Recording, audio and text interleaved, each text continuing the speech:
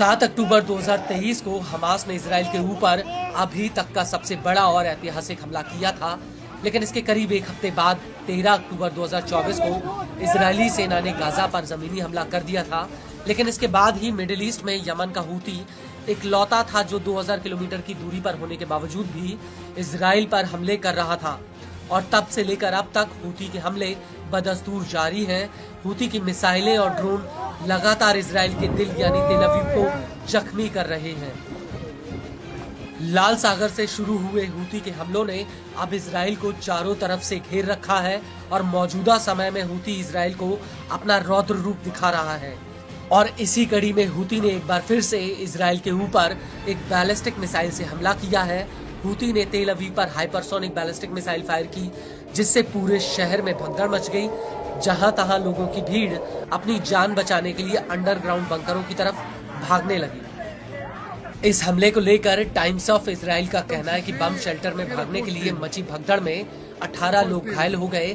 पिछले 8 दिनों में हूती ने ये 5वीं बार बैलिस्टिक मिसाइल फायर की है। इस हमले की वजह से बेन गुरेन एयरपोर्ट पर विमानों की आवाजाही करीब 30 मिनट तक रोकनी पड़ गई।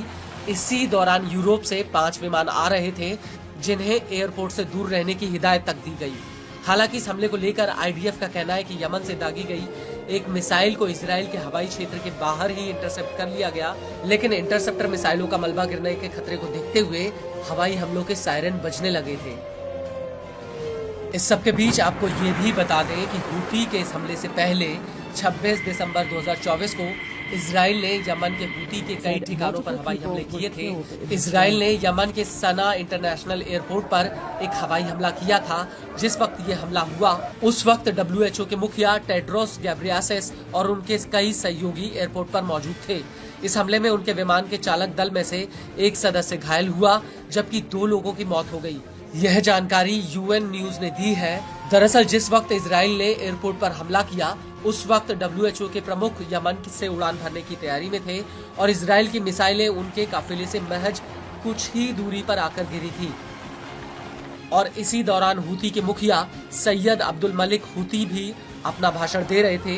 लेबनानी न्यूज एजेंसी अल मायादीन ने सूत्रों के हवाले से कहा है कि इजराइल ने यह हमला अमेरिका और ब्रिटेन की मदद से किया है।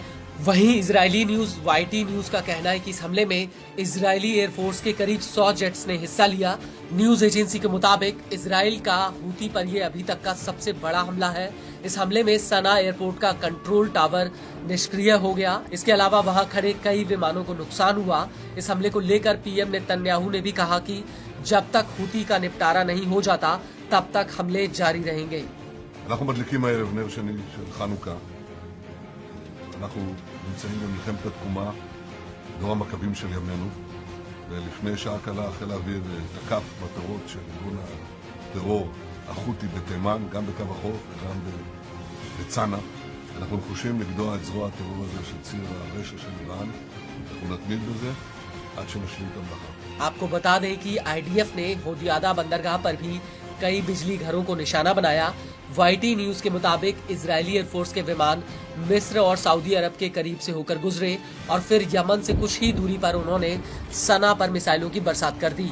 इस हमले को लेकर सऊदी की न्यूज एजेंसी अल हदथ TV का कहना है कि राजधानी सना के 7 शहरों पर हमला किया गया, जिसमें तेल डिपोज पर भी हमले हुए। वहीं न्यूज एजेंसी अल मायादीन का कहना है कि इजराइल ने यमन में नागरिक ठिकानों को निशाना बनाया है।